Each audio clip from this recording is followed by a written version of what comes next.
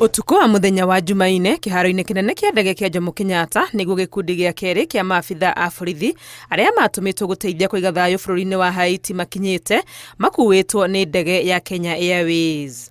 Maumagaritio ni munene wa borithi Douglas Kanja, gikeno kiao gucoka mucii mari agima gitinahithika guku makiina na gukungwira na nyimbo cia uhotani.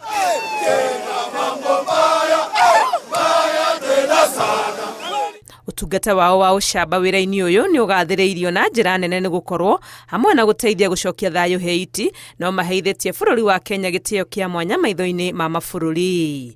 This evening we have received a second contingent of 215 officers from Haiti. This team has been there for the last 18 months and the team has done very well. I met with the senior leaders at Haiti, ambassadors, the leadership of Haiti, and everybody is very, very thankful, grateful for the works that these officers have rendered while on that assignment. We are all proud of the achievements that you've made, even as you wait for the rest of your colleagues to come back.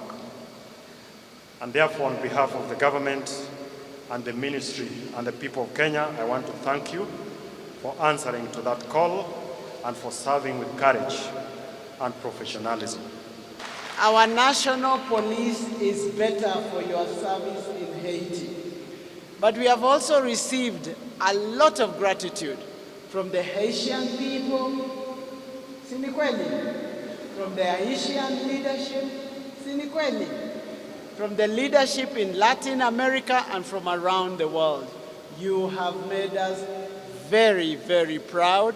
No na gucoka kwao gugikunguyagirwo thirikari ni icakaite kurwo ni maabithaa atatu aria makwirire wira-ini uyu guku makiruta kiraniro gia kurugama na family ciao. The mission was not without sacrifice. We honor the two brave colleagues, Kenyans, and the extra one who lost their lives in the line of duty. And before we proceed, I would want to ask that we observe a minute of silence in honor of our colleagues.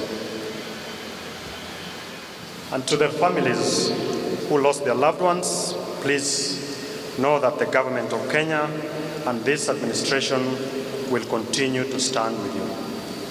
Itua ria gutuma maabithaa aya Haiti mwaka-ini wa 2023 ni undu wekireirwo nganja no guthie kwao na gutongoria mbuto ya hamwe ya maabithaa a mabururi mangi ni kubutite nganja ici. We got the strategic guidance from His Excellency the President. He pronounced himself in the international arena that Kenya was willing to support the efforts to stabilize Haiti. And as you all know, we turned up to support the people of Haiti when many dared not to.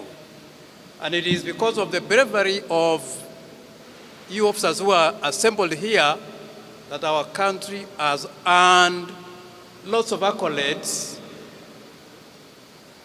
across the world. Magieterera gucokereria wira-ini wao guku bururi-ini, maabithaa aya ni mataritwo kuigithia wega mbeca iria mathukumite ihinda-ini riu marari Haiti niguo ituike cia kumaguna. Ngiribotera Inooro TV ritwa riakwa ni Wangui wa Mwangi.